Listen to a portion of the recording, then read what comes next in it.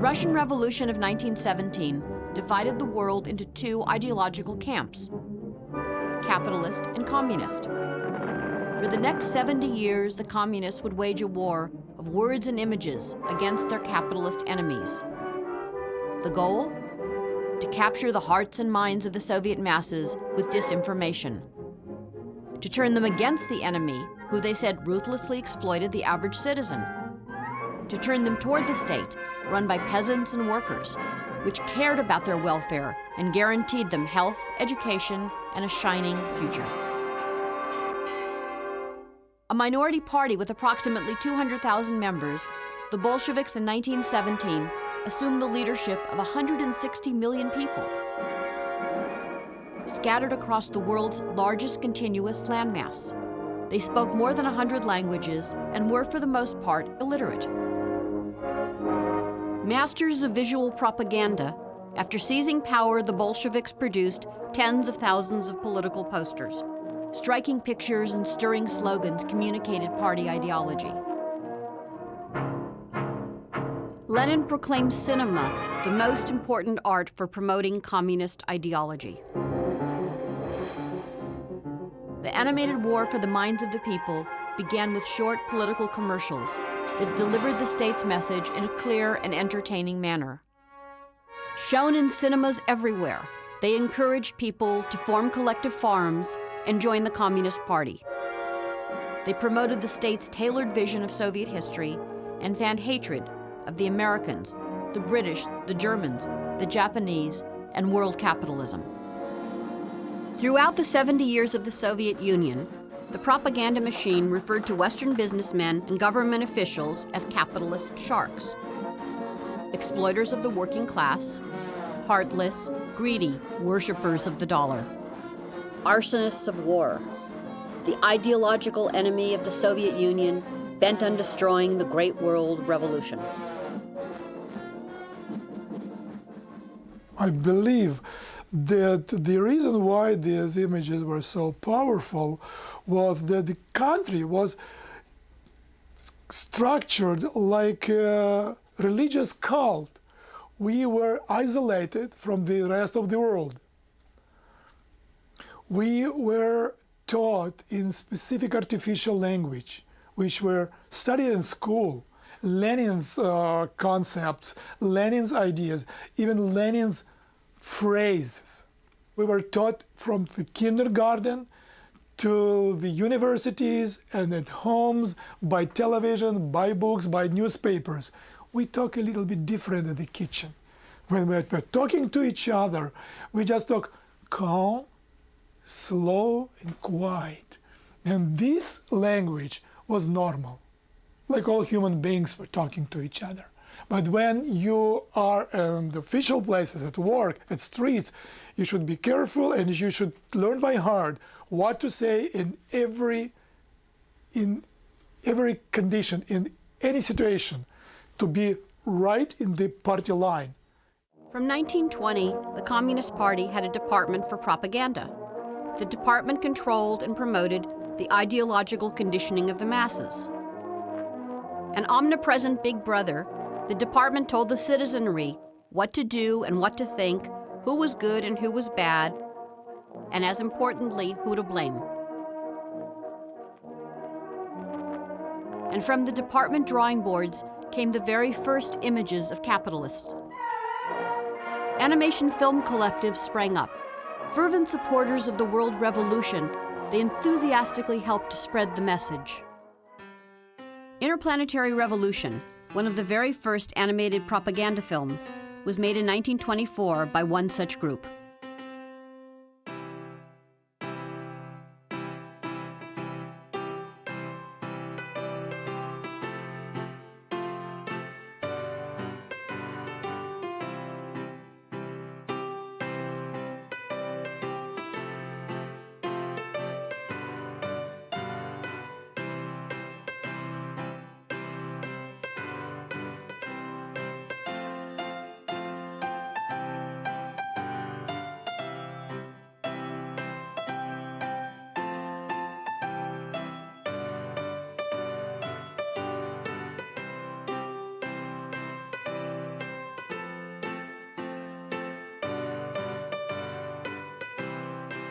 Bolsheviks travel by spaceship to Mars to organize a proletarian revolution.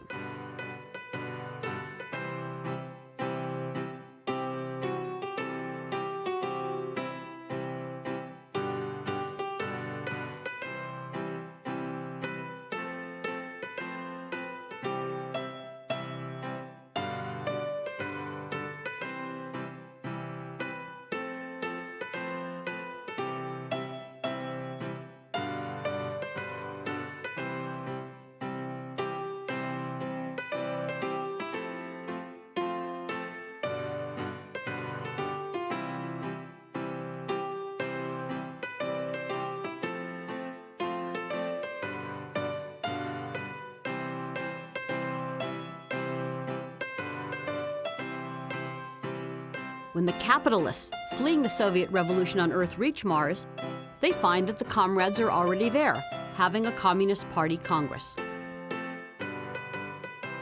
Я пришел, когда формировался период так называемой классической анимации. Школа, которую мы, к сожалению, сейчас утеряли. Вот эта классическая анимация.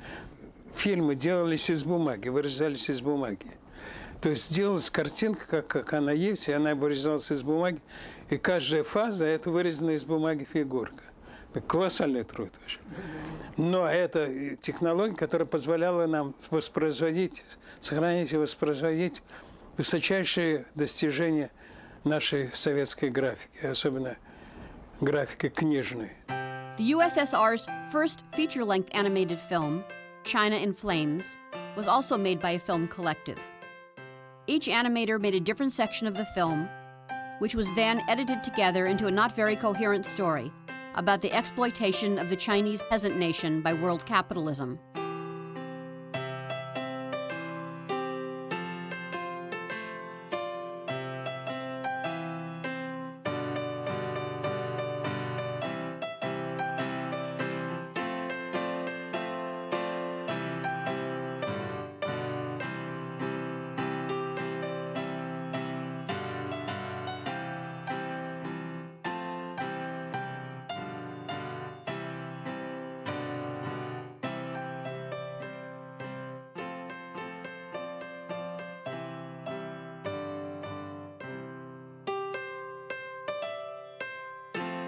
The film includes some of the very first animated stereotypes of international capitalists: Chinese, American, British, and Japanese.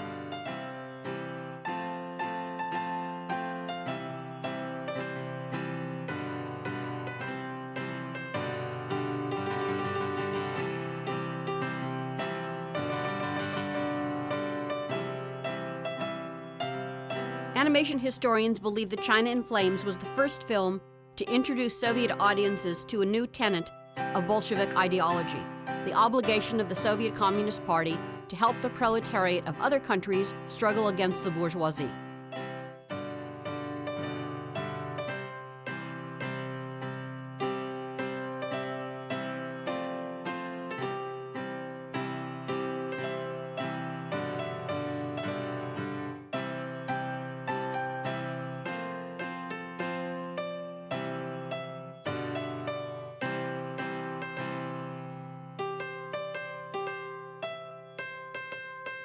You will see how stable these images are. They had been not changed for these decades because it was a core of propaganda skill and science.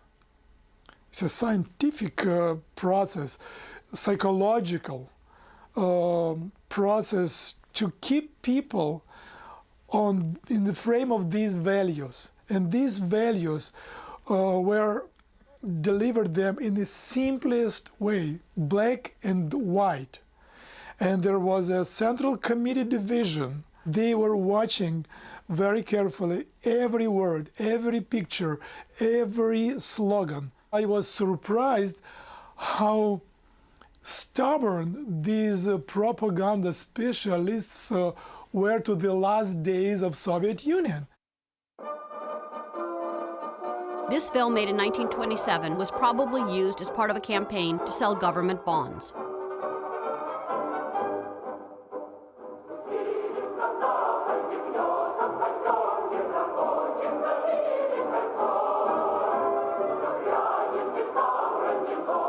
is an attack on Lord George Curzon, Britain's Foreign Secretary. According to the film, Lord Curzon tried to prevent the new Soviet state from industrializing with a trade embargo.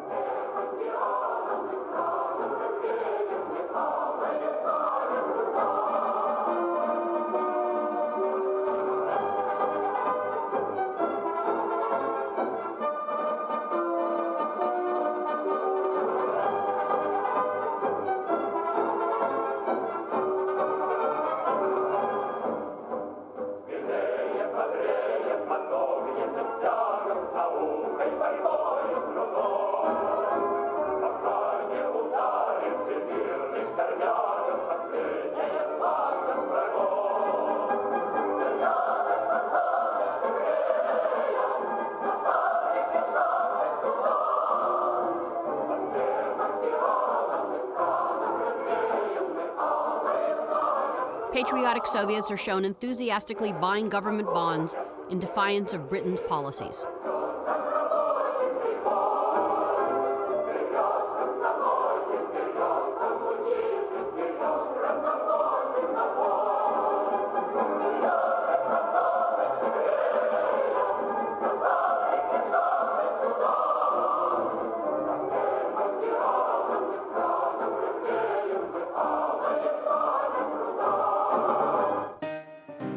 One of the most politically impassioned animators of the 20s was Yuri Merkulov, whose work on early black and white propaganda films became the benchmark for animated stereotypes of capitalists and warmongers.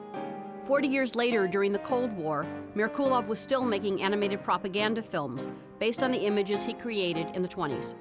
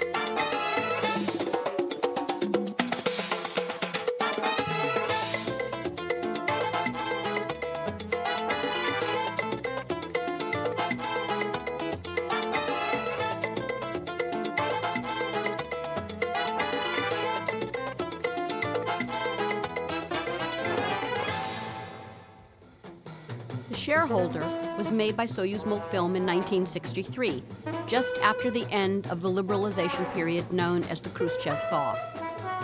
It served as a renewed warning that, unlike socialism, the benefits of capitalism were only available to the rich. The Pearson Empire was founded by a buccaneer and expanded by his slave trader's son. The third generation of Pearsons manufactured arms. The fourth generation oversees a vast corporation which makes everything from kitchens to nuclear weapons.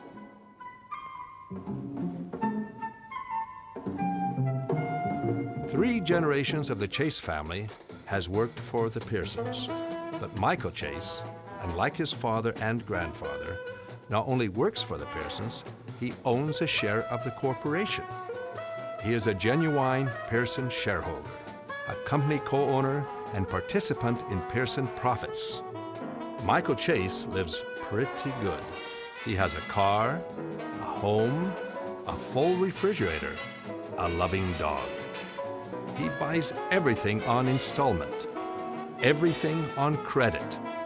He has a swell girlfriend. One night, there's a workers' strike at the Pearson Corporation.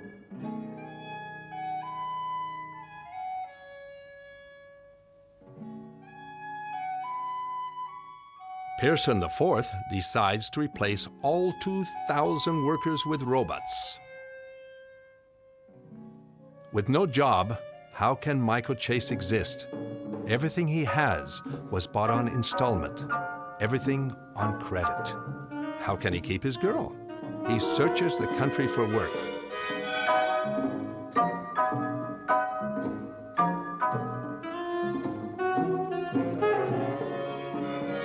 Mississippi is a land of opportunity, at least if you are white. Penniless, unable to find another job, Michael Chase goes into a bar and buys a drink. When the barman asks for money, Michael Chase pays with his most valuable asset, his one share of the vast Pearson empire.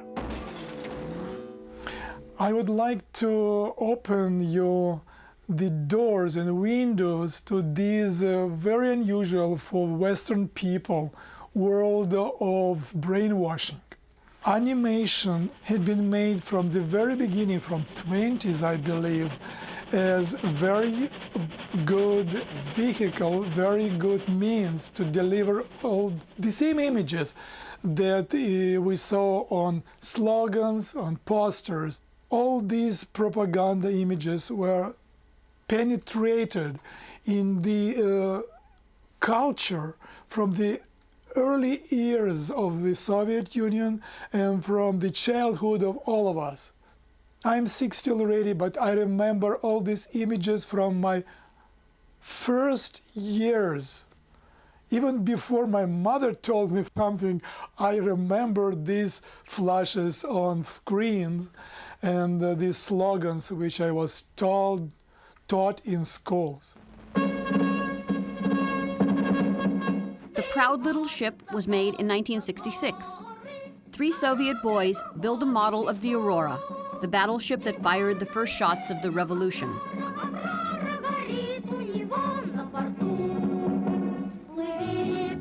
The ship sails around the world in the name of Soviet friendship, only to be pursued by evil capitalist sharks.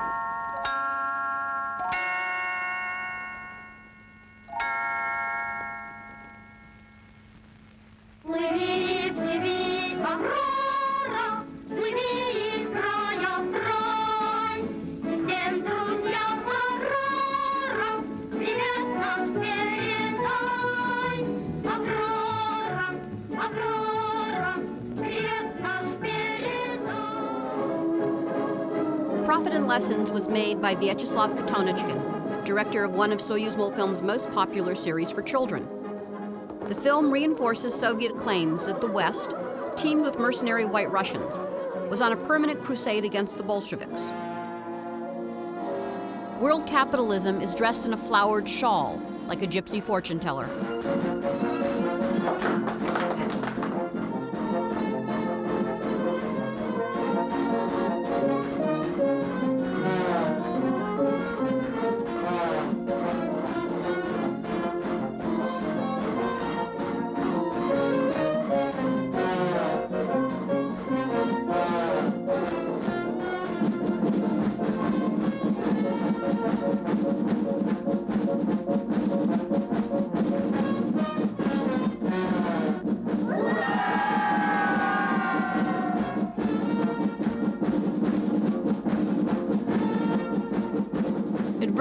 is overcome by the might of the state, symbolized in this film by the victorious Soviet worker.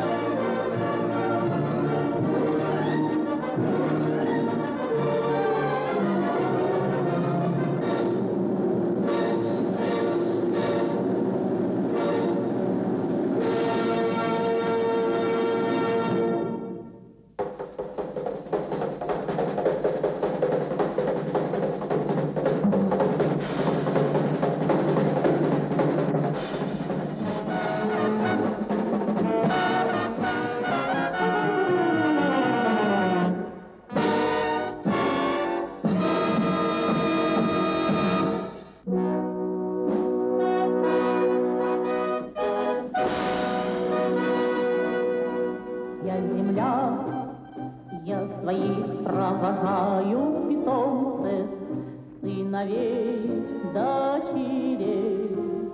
Долетайте до самого солнца и домой возвращайтесь скорей. Долетим мы до самого солнца и домой возвращайтесь скорей.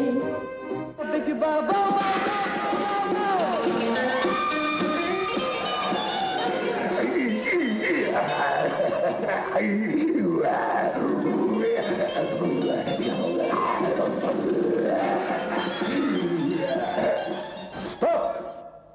Остановим руку эту.